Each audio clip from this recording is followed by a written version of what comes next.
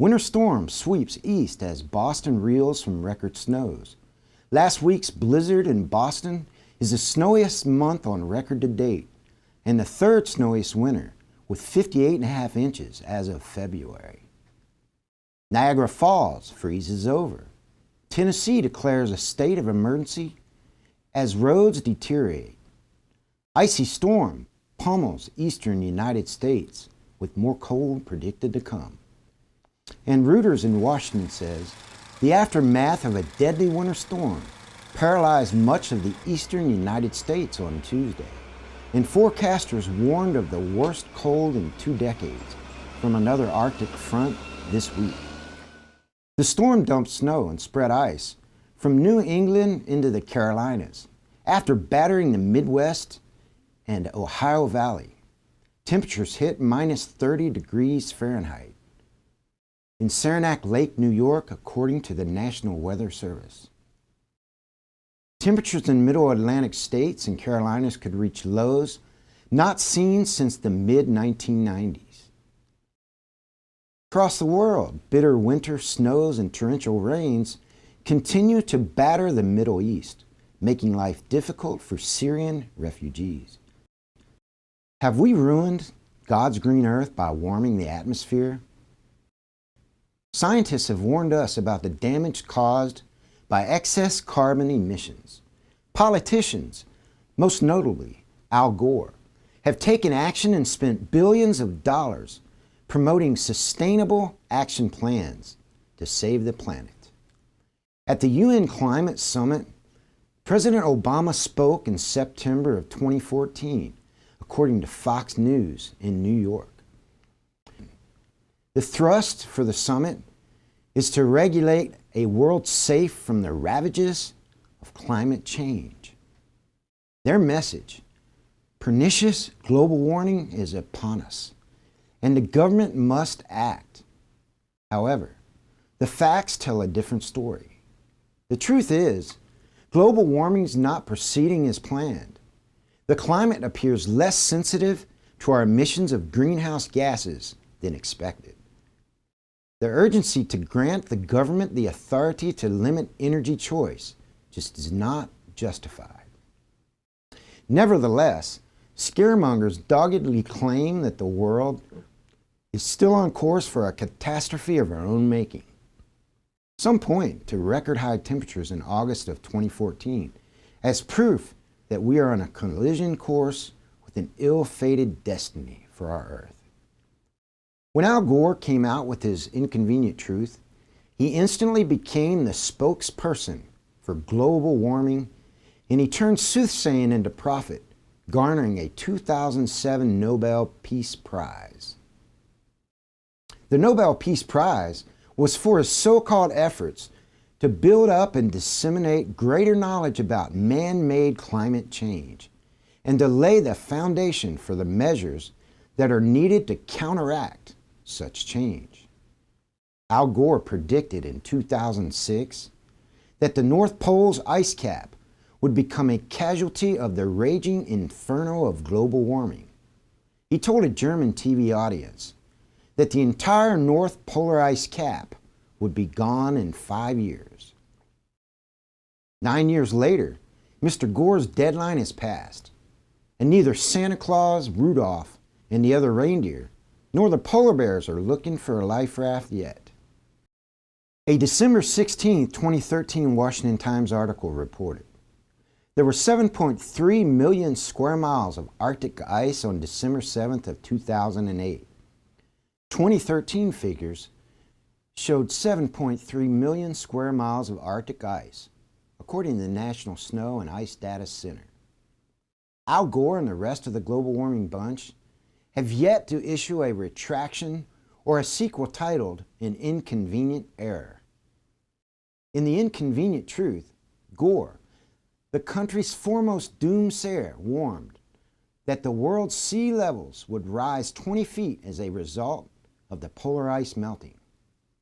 That didn't happen either. The American Geophysical Union noted NASA satellite measurements of temperatures at the South Pole. They recorded a bone-crushing negative 135.3 degrees in July of 2013. They also noticed that the penguins there weren't drowning either. Should Christians be worried about global warming? Genesis 8:22. While the earth remaineth, seed time and harvest, and cold and heat, and summer and winter, and day and night shall not cease. Natural resources are not natural. They're provision from Almighty God. For man to think he's in control of the fate of this earth is simple insanity.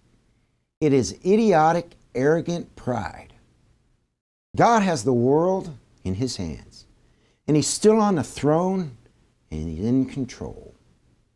He has supplied all that's needed for us to remain here until the time has come for Jesus to return with the sound of a trumpet and the shout of an archangel. There's a time coming upon the world when God will cause the elements to wreak havoc upon all the earth, the likes of which have never been seen since creation. Prophecy shows that during the Great Tribulation, so-called natural disasters will reach an all-time record. The Bible also says that as we get closer to the tribulation, signs will appear with increasing frequency. Weather patterns have already indicated an increase in weather-related catastrophes. According to the Washington Post, the world's entered a new era of weather-related catastrophes. As of September of 2011, economic losses from hurricanes, earthquakes, and resulting tsunamis, floods, wildfires, and other natural disasters increased from $528 billion between 1981 and 1990 to more than $1.2 trillion over the period of 2001 to 2010. Despite being the richest country in the world, America is still highly vulnerable to these natural disasters. This could be one of the many reasons that America is not mentioned specifically in the time period known as Jacob's trouble or the tribulation in the Bible. A major earthquake in Yellowstone Park alone could cause one of the world's largest supervolcanoes to explode. If it exploded, it would likely cripple 2/3 of America. One recent study estimates that a supervolcanic eruption at Yellowstone would blanket North America in ash. In some areas, close to the hotspot could be covered by more than a meter of debris. The book of Revelation, chapter 6, 11, and 16, prophesy earthquakes will ravage the globe during the tribulation. One of these earthquakes will be so great, it'll literally topple all the mountains of the earth. Zechariah 14:10, Micah 4:1 tell us that Jerusalem will be raised up as the highest point on the earth, most likely the result of the rest of the earth being flat due to one of these natural disasters.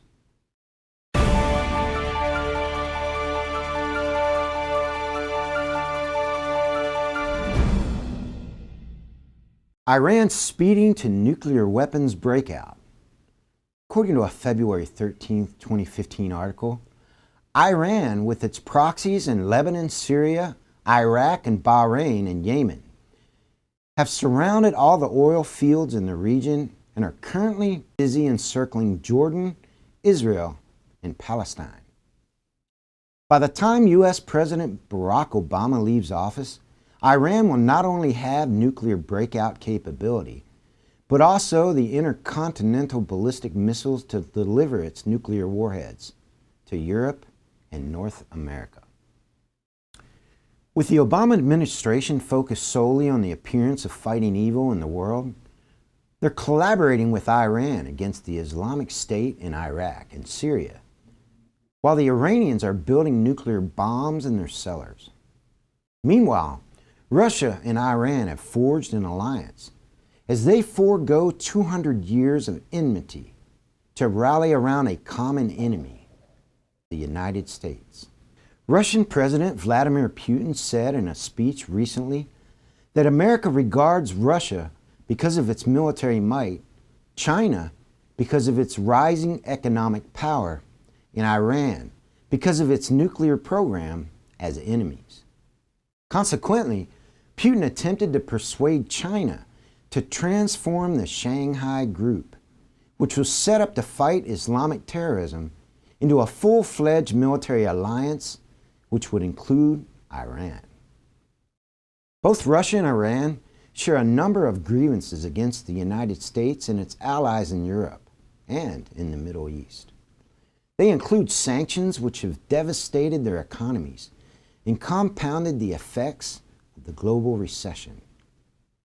Both claim Washington and its oil-rich Arab allies have conspired to drive oil prices down in order to cripple their heavily dependent export revenues. Both countries seek to create irreversible realities in Eastern Europe and the Middle East and Central Asia during Obama's last 2 years in office. The phrase, "Fortachka Obama," means the Obama window of opportunity.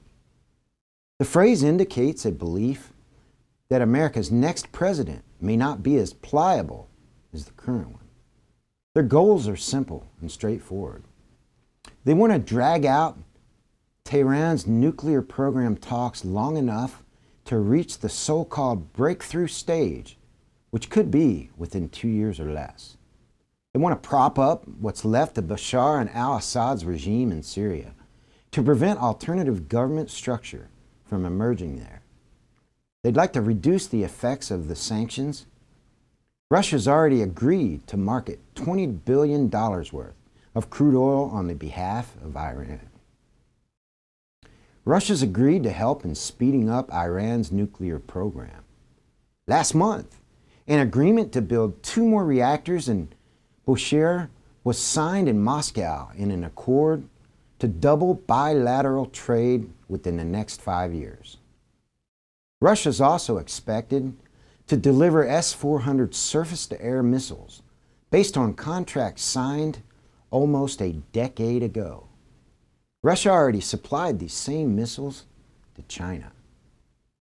Ezekiel 38 and 39 foretell of a war involving Russia, Iran, and a coalition of allies to include Turkey, Libya, and Sudan.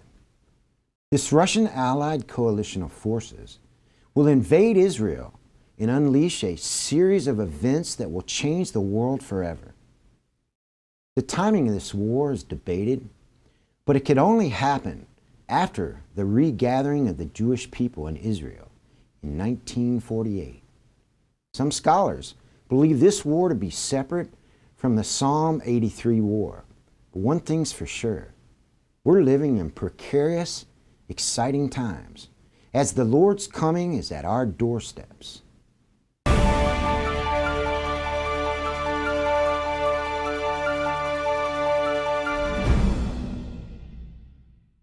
Workplace violence or Islamic terrorism.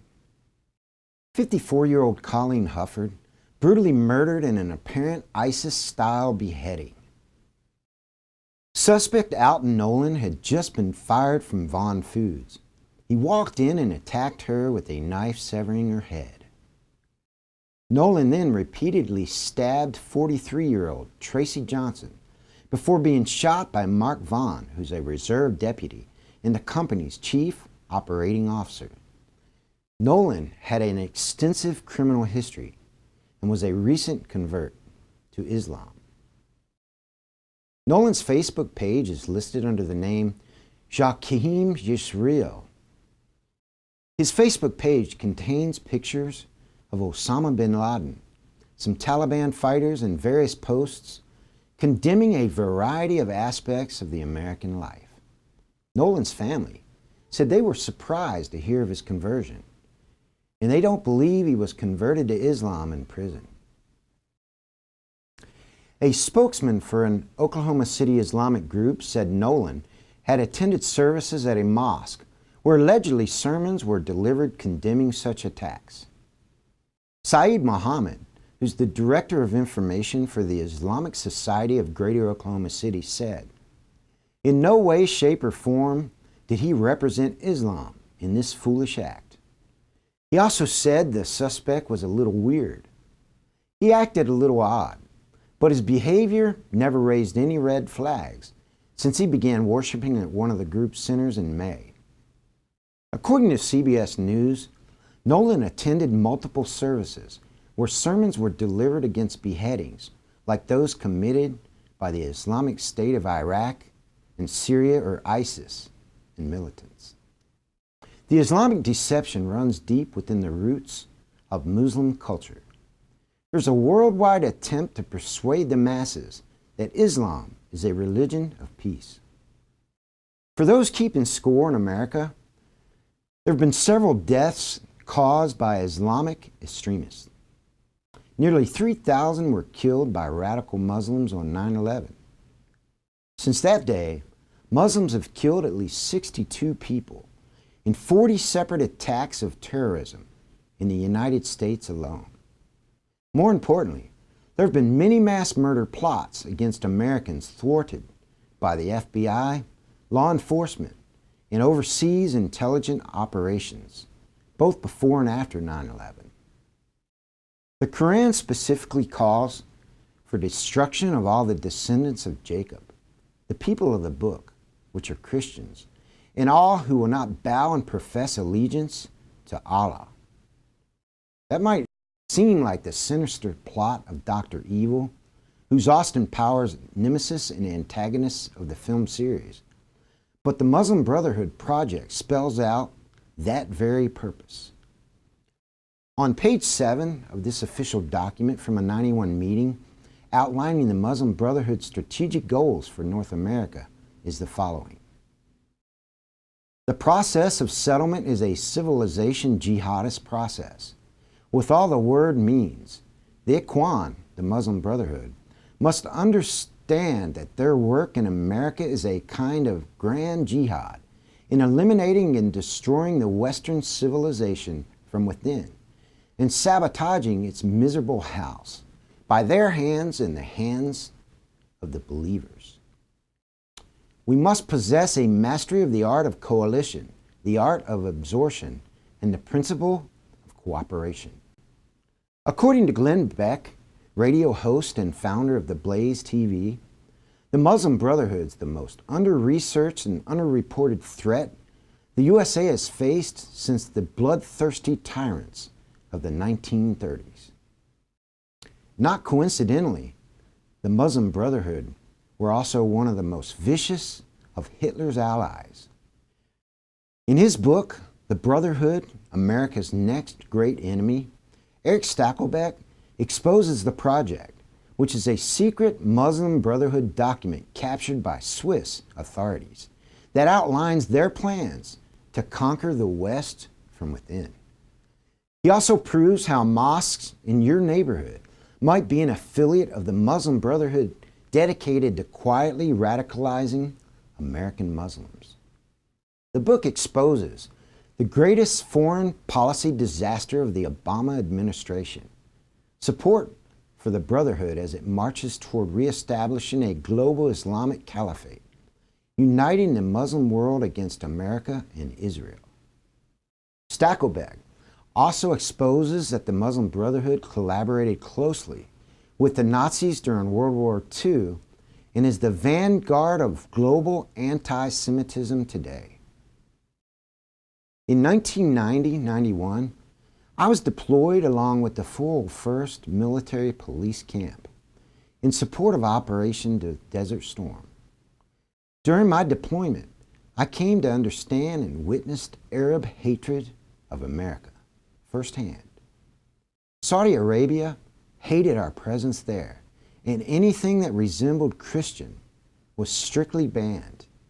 Soldiers couldn't wear crosses in civilian attire or display any symbols of Christianity whatsoever. Our camp eventually held approximately 22,000 prisoners, and we employed many Arab interpreters to communicate with them. Every morning, I was awakened by the speakers blasting the Muslim call to prayer in our camp. At that time, I was a wayward man, But I still hated that sound and detested the fact that our government allowed them to blast their prayer but wouldn't allow us any kind of religious freedom. The Saudi government engaged in political subterfuge and invited American troops to visit Mecca. Their plan was to convert as many Americans to the Muslim faith as possible. Our military leaders in the region offered to send all who would go in order not to offend the host country. I had members of my own squad leave abruptly in the middle of the night, leaving their weapons unsecured in the tents, to make the pilgrimage to Mecca. They came back with prayer rugs as converts to the Muslim faith. I was furious even then, because I knew something was wrong with this decision. Nonetheless, hundreds, if not thousands, made the trip while in the Persian Gulf and converted to Islam. Now here we are in 2015, and Islam's taking over one convert at a time. Looking back, we see how our naivety has put our country in great peril. We have high-level officials assigned to Homeland Security in all areas of our government who pray to Allah. They're changing the face of America and the laws of our land one small municipality at a time.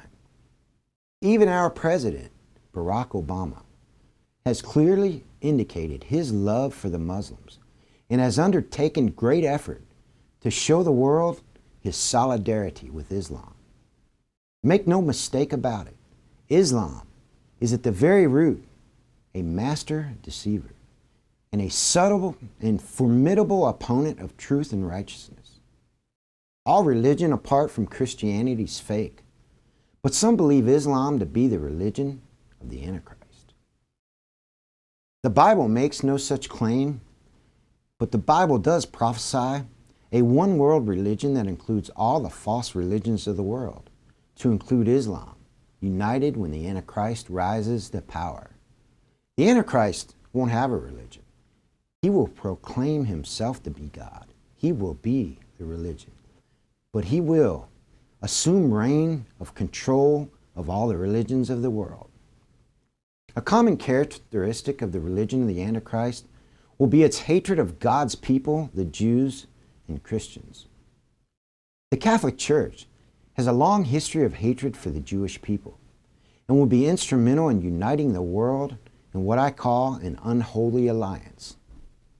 The Roman Catholic Pope will be the leader of this unholy alliance that will be used by the beast to set up a prophesied abomination of desolation in the rebuilt temple after the resurrection of the Antichrist.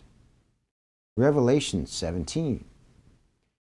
And there came one of the seven angels, which had the seven vials, and talked with me, saying unto me, Come hither, I will show unto thee the judgment of the great whore that sitteth upon many waters, with whom the kings of the earth have committed fornication, and the inhabitants of the earth have been made drunk with the wine of her fornication. And I saw a woman sit upon a scarlet-colored beast. And the woman was arrayed in purple and scarlet color, and decked with gold and precious stones and pearls, having a golden cup in her hand, full of abominations and filthiness of her fornication. And upon her forehead was a name written, Mystery, Babylon the Great, the mother of harlots and abominations of the earth. And I saw the woman drunken with the blood of the saints, and with the blood of the martyrs of Jesus.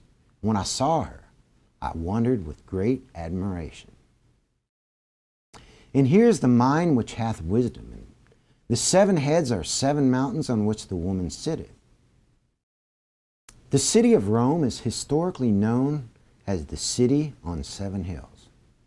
There are other cities that sit on seven hills, but none that match all the descriptions given by the book of the Revelation. The fornication mentioned here is not typically physical fornication, but spiritual. There's only one city to whom this allegation can be made, and that's Rome. Vatican City claims to have been the worldwide headquarters of Christianity since its beginning. Only a city with a claim of special relationship to God can commit spiritual adultery against him. The Pope claims to be the exclusive representative of God on the earth, the vicar of Christ, which translated means in the place of on earth. It wouldn't make sense to call Islam a spiritual whore, as Islam doesn't claim to be the bride of Christ. There's no religion that claims marriage to the Son of God that's declared to be the bride of Christ but Christianity. Popes of the Vatican have influenced kings throughout the past 2,000 years. The popes of the Roman Catholic Church have authority over the kings of the earth. According to Catholic World News, January 13, 2015, the Holy See now has diplomatic relations with 180 states, as well as with the European Union and Sovereign Military Order of Malta.